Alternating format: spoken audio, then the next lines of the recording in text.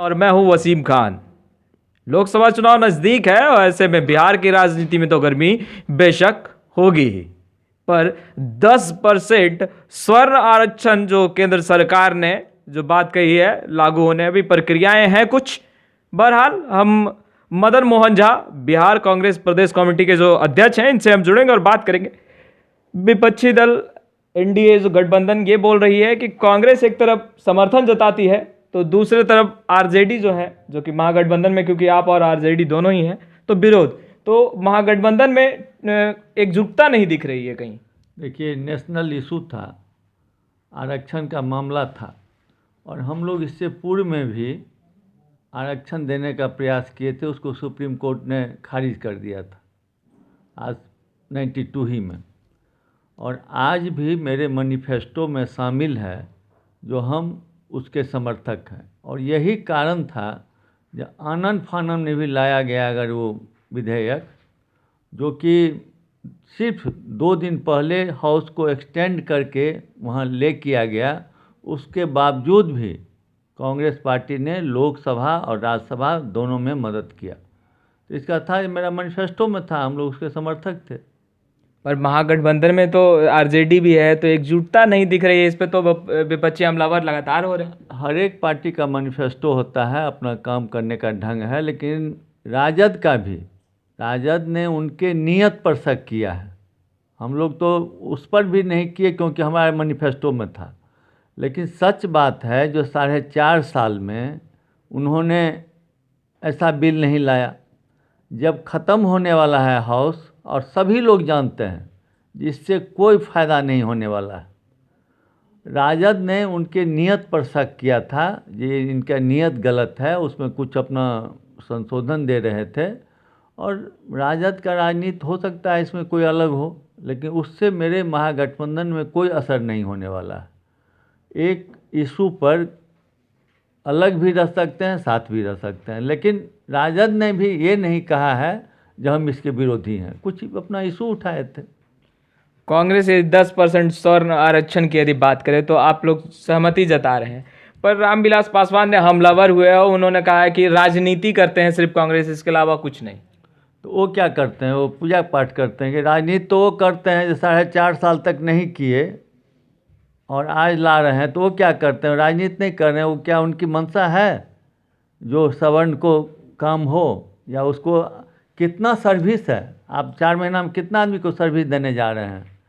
राजनीति तो वो लोग कर रहे हैं और लोगों को बढ़कर, जब उन्होंने देखा है जो पूरे देश में माहौल उनके खिलाफ है, अब कोई इशू उनको नहीं बचा है। हर एक इशू में वो फेलियर रहे हैं।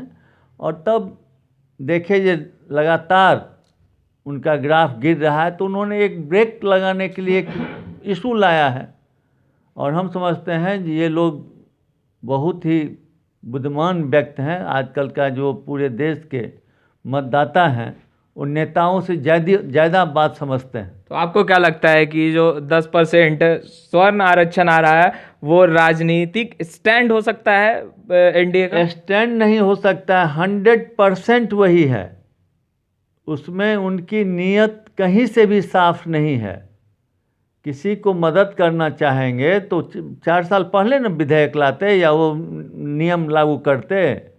वो जानते हैं। आप देखिए, हमारे नरेंद्र मोदी जी का बयान है, पहले उन्होंने कहा है जो किसी भी कीमत पर 50% से ज़्यादा आरक्षण नहीं हो सकता है। सुप्रीम कोर्ट ने उस पर बैन लगा दिया है। अब अगर किसी के साथ हम ऐसा करने का कोशिश करते हैं तो दूसरे के साथ बेईमानी करना होगा। उन्हीं का बयान है, पहले आप देखे होइएगा वीडियो में। अच्छा, सीएम नीतीश कुमार का आप लोगों ने राजभवन मार्च भी किया था। महागठबंधन ने जिस तरह का शब्द का उच्चारण सीएम नीतीश कुमार ने किया था कि रोड छाप लोगों को महागठबंधन में लाया जा रहा है, तो इस पे आप लोगों ने राजभवन मार्च भी किया था। तो क्या आप लोगों ने बोली थी कि शब्द वापस होने चाहिए, माफी? तो ऐसा तो कुछ दिखा नहीं। शब्द वापस होने के बाद हम लोग मार्च नहीं करते। हम लोग ने कंडेम किया था बात को और कहे थे अगर अमुक डेट तक वो अपना शब्द वापस नहीं लेंगे तो हम लोग जाके राजभवन में मार्च करेंगे और उनको जाके मेमोरेंडम देंगे। वो नहीं वापस लिए तो हम लोग मेमोरेंडम दे दिए। और नीतीश जी शुरू से ही कहते रहते थे कि राजनीति में शालीन भाषा का प्रयोग होना चाहिए, लेकिन अब देख रहे हैं इधर कुछ दिन से जो भाषा है उस पर उनका भी कोई कंट्रोल नहीं रह गया है, वो भी गलत भाषा का उपयोग कर देते हैं। तो अगर गलत भाषा का उपयोग करेंगे तो हम लोग उसका अब बात तो करेंगे ना, जाके कहाँ करेंगे, गवर्नर के यहाँ करेंगे।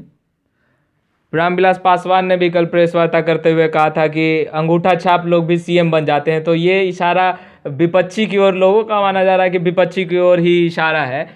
नहीं, विपक्ष के अपने ही पर कह रहे होंगे, हो सकता है उनको लगा जो उनके जो प्रधानमंत्री जी हैं जिनके यहाँ, उनके पास कौन सर्टिफिकेट है, आप देखें क्या है उनके पास सर्टिफिकेट। लेकिन आप एक बात और हम बताना चाहते हैं आपको, जो इशू आप लोग को उठाना चाहिए, बिहार के हैं आप लोग, वो उठा नहीं रहे हैं। तो रामविलास जी क्या कर रहे हैं तो वो क्या कर रहे हैं उस पर लग रहे हैं। महाराष्ट्र में जो एक एमएलसी ने एक बयान दिया है, वो दिया है कि बिहार के लोग महाराष्ट्र में आकर नौकरी करते हैं, यहाँ रहते हैं, अब उनको बाल बच्चा हो जाता है बिहार में। वो आपने देखा है कहीं?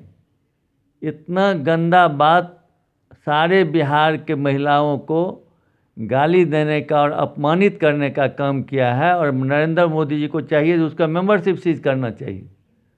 उस पर तो कोई बिहारी नहीं बोल रहे हैं। इतना बड़ा इशू है, आपको ये इशू अच्छा मैंने बहुत बड़ा लग रहा है, ये छोटा बुझा रहा है? आप बताइए, आप चले जाइएगा महाराष्ट्र में और कोई ऐसा बात कह दे तो कैसा लगेगा आपको? ये इशू है, सबसे बड़ा इशू ये है। इसको आप लोग, आपने रोजगार को लेके बात कही है, तो आप बीजेपी के विधायक हों या उसके गठबंधन के लोग हैं, उनसे जाके ये बात पूछिए जैसा ऐसा बयान आया है उस पर आपको क्या कहना है। रोजगार पे आपने बात कही, तो एनडीए घटक दल के जितने भी नेता हैं कहते हैं कि मोदी जी ने जो कहा था सबका साथ सबका विकास, तो वो उन्होंने पूरा कर रहे हैं वो, और वो उस पर रुकावट डाल रहे हैं विपक्षी दल, ऐसा लगातार विपक्षी दल कहते जा रहे हैं। उन्होंने नोटबंदी किया, करोड़ों लोग बेरोजगार हो गए। उन्होंने जीएसटी किया, जितने छोटे मोटे उद्योग थे सब बंद हो गए। कहाँ पर वो रोजगार दिए हैं और कितना दिए हैं उसका तो कोई डाटा होगा ना, देना चाहिए उनको। ये कहाँ कहाँ दिए? 2 करोड़ आदमी को नौकरी देने का वादा किए थे साल में, 15 लाख रुपया हर एक आदमी के बैंक अकाउंट में देने का वादा किए थे। आपको महिलाओं को सुरक्षा देने का वादा किए थे, बिहार को विशेष राज्य का दर्जा देने का वादा किए थे। इतना इशू सब में जब फेल्योर हुए हैं तो वो चाहते हैं ये सब इशू नहीं उठे बिहार में, और जगह भी इस सब इशू को दबाने के लिए उन्होंने सवर्ण को, हाँ, और दूसरी बात, आपने देखा भी है कहीं लिखा हुआ है सवर्ण उसमें? हमको तो मालूम है उसमें सवर्ण लिखा ही नहीं हुआ है। सवर्ण केवल पेपर में है और आप लोग के मीडिया में है। उन्होंने सिर्फ बरगलाने का काम किया है और कुछ नहीं है। वो भी जानते हैं और जो लोग इससे प्रभावित होंगे वो भी जानते हैं कि 3 महीना में कुछ होने वाला नहीं है, उनका भला भी नहीं होगा। ठीक है, उनको कुछ फ़ायदा लेने के लिए, या फ़ायदा भी नहीं, सिर्फ इशू को डाइवर्ट करने के लिए वो लाया। यानी स्वर्ण समाज जो नाराज चल रहे थे वो 10% आरक्षण मिलने के बाद भी ना खुशी रहेंगे, ना खुश रहेंगे। वो लोग सब बात जानते हैं। वोटर आजकल जितने हैं मतदाता, सभी लोग जानते हैं कि कौन नेता उनका झूठा है, कौन सच्चा है। राहुल गांधी जी ने एक बार कहा कि हमें, अगर मेरी सरकार बनेगी तो किसानों का ऋण माफ़ कर देंगे। उन्होंने किया ना, 2 दिन के अंदर कर दिया। 10 दिन टाइम लिया, 2 दिन के अंदर किया। वो 4.5 साल में कौन वादा किए जनता से जिसको पूरा किए हैं? तो वो डाइवर्ट कर रहे हैं इशू को, और कुछ नहीं है। महागठबंधन में बहुत सारे दल जुड़ चुके हैं, तो सीट शेयरिंग में इंडिया गठबंधन ऐसा बोल रही है कि अभी तो खिचड़ी पकना बाकी है, क्योंकि सारे दल को जोड़ लिया गया है।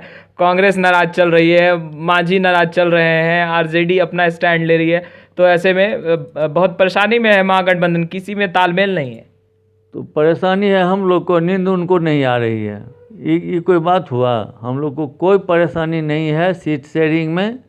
सभी का इरादा है, सभी का मकसद है जो एनडीए को हराना है।